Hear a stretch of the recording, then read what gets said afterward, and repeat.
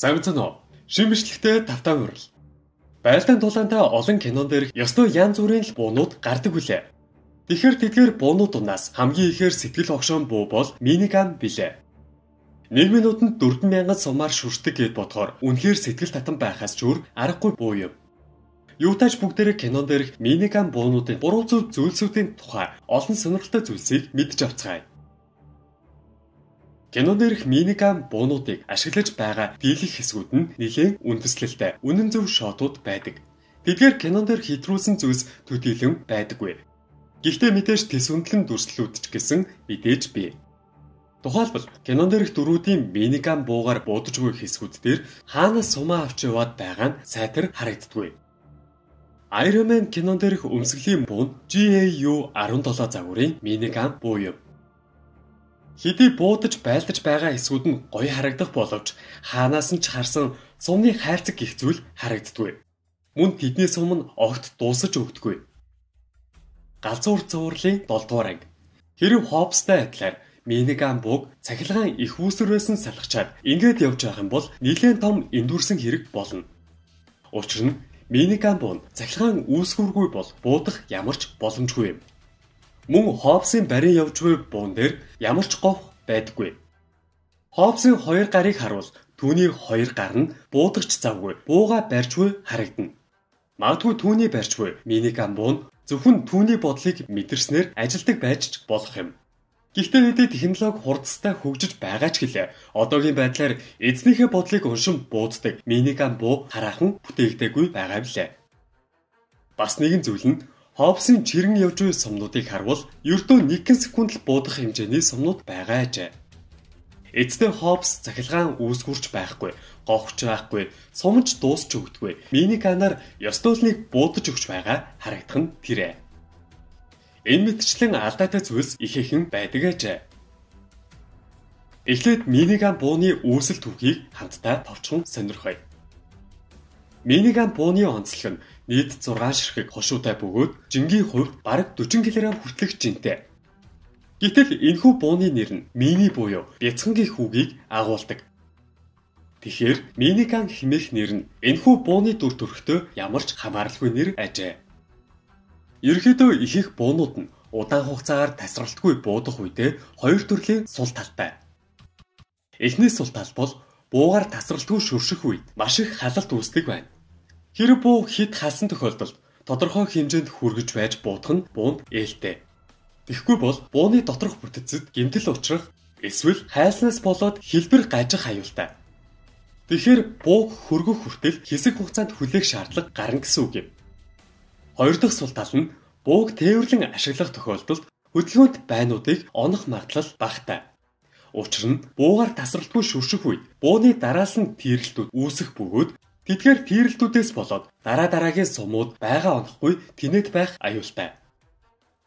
Тиймээс Америкийн нэгдсэн улсын зэсд хүчнийхэн дээрх сул талуудыг зассан шин төрлийн бууг бүтээхээр шийджээ. Тэд олон хошуугаар ээлж дараалан буудах боломжтой цахилгаан мотороор ажилладаг дугуйтай M61 Walton загварын бууг зохиожээ. Энэ төрлийн бууг Gatling бууг гэдэг байна. Гэвч M61 Walton буу нь дэндүү нүсэр хэмжээтэй байсан бөгөөд даруй 112 кг хүртэл хүнд жинтэй байв. Мэдээж ийм хүнд жинтэй бууг байнга энэ тентгүй зөөж явна гэдэг нэлээд хэцүүхэн ажил билээ. Хожим технологи хөгжсөөр бууг илүү авсаархан болгон бүтээсэн буу нь миниган буу юм. Ингээд бодохоор өмнөх загвараа бодвол хамаагүй бяцхан буу мэд санагдана. Анхны Gatling загварын бууг 2 хүн ажилуулах шаардлагатай байв. Харин миниган бууны давуу тал нь 1 хүн ажилуулах боломжтой болжээ. Миниган буу 1 минутанд 2000-аас 6000 ширхэг сумаар шүрших чадaltaй гэд бодоод үзэхээр 1 секундэд ойролцоогоор 100 сумаар буудах боломжтой гэсэн үг. Миниган буугаар буудаж буй байдлыг шөнийн цагаар харахад яг л лазерын буугаар буудаж байгаатай адилхан харагддаг ажээ. Тус бууг маш гайхалтайгаар дүрсэлсэн кинонууд бол Эбби Хоны тоглосон Red 2 кино болон Act of Valor билээ. Миниган бууг хамгийн анх гаргасан кино бол 1976 онд бүтээгдсэн King Kong кино байв. Ерөнхийдөө King Kong кино гарснаас хойш маш олон кинонууд дээр миниган бууг гаргаж эхэлжээ. Мөн бас нэгэн Миниган буугаараа алдартай киноны хэсэг бол Терминатор 2 киноны энэхүү хэсэг байв. Гэхдээ энэхүү буутай холбоотой нэгэн асуулт бол бууг ийхүү энд тэндгүй барин явах боломжтой юу хэмээх зүйл байсан юм. Учир нь Миниган бууг ашиглаж байгаа дүр зургийг харвал ихэвчлэн тээврийн хэрэгслүүдээр байрлуулан ашиглаж байгаа харагддаг. Тэгвэл үүний хариулт бол хэрэв Миниган бууг энд тэндгүй зөөн авч явах шаардлага гарвал бууны цахилгаан моторыг ажилуулж чадхаар цахилгаан их үүсгүүрийг хамтд нь авч явах шаардлагатай ажээ. Тиймээс бодит амьдрал дээр ч гэсэн цахилгаан үүсгүүрийг үүрэн авч явдаг зөөврийн Миниган загвар байдаг ажээ. Зөөврийн Миниган нь 20 кг-ийн жинтэй буюу даруй 2 дахин хөнгөн жинтэй. Үүргэвчин дотор бууны цахилгаан үүсгүүр болон бууны сумыг авч явна. Гэвч зөөврийн Миниган бууны сул тал нь урт удаан хугацаанд байлдах боломжгүй юм. Мэдээж маш түргэн хугацаанд сумаа дуусгачдаг учраас урт удаан хугацаанд бол тийм ч найдвартай зэвсэг гэсэн үг бол биш юм. Энэ төрлийн буунууд сүүлийн үед ихээр зохион бүтээгдэж байгаа боловч тэдгээр бүхий л буунууд ердөө хэдхэн секундын туршид л эзэндээ хань болдог байна.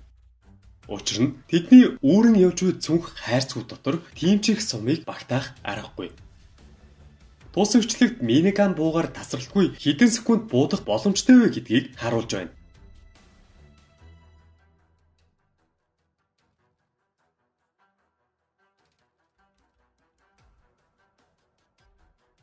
Бичлэг дээрх Миниган буун 1 минутанд 4000 сумаар буудах боломжтой бөгөөд 15 секундэд яг л 1000 сумыг зарцуулж байна.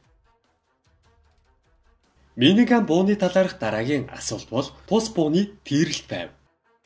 Кинонуудыг харж байхад Миниган буун ямар ч тийрэлтгүйгээр хялбархан буудаж байгаа харагддаг. Ерөнхийдөө энэ төрлийн овор ихтэй хүчтэй буунууд нь буудах үедээ нэлээд их тийрэлтийг үүсгэдэг. Та бидний харж буй буу бол M2 загварын буу бөгөөд буугаар буудаж буй эцдүүд нь ямар их тав тухгүй буудаж байгаа нь анзаарагдана. Бараг л шүршиж байх үедээ цаашаа алхах нь холгүй байгаа биз. Тэгвэл Миниган бууны хувьд тэдгээр буунуудыг бодвол тийрэлт гээд байх зүйл бараг л байдаггүй ажээ. Яг л та бидний харж байгаачлан энгийн эмгтэй хүмүүс төвгүй буудаж байгаа харагдана. Учир нь Миниган буун тэдгээр буунуудаас харьцангуй хүнд жинтэй хэрнээ маш хөнгөн сумаар бууддаг ажээ. Мэдээж тийрэлт ихтэй буугаар буудахад буу байнга дээш доошоо хөдлөхийг нь хориглох шаардлага гардаг. Харин Миниган буун нэг жиг дээр багахан хэмжээнд л хойшоо ухардаг. Маш авсаархан хэмжээтэй Glock 18 бууны хувьд гэхэд ямар их тийрэлттэй байгаа нь эндээс харагдана. Бидний бэлдсэн энэ удаагийн бичлэг танд таалагдсан гэдэгт итгэлтэй байна. Хэрвээ танд бичлэг таалагдсан бол лайк болон комент үлдээгээрэй. Ингэсээр бид танд зориулан энэ төрлийн бичлэгийг илүү түлхүү хүргэсээр байх болно. Хэрвээ та бидэнтэй холбогдсон ямар бичлэг үзмээр байгаа талаар бусад санал хүсэлтээ доорх хаягаар илгээх боломжтой. Анхаарал тавьсанд баярлалаа.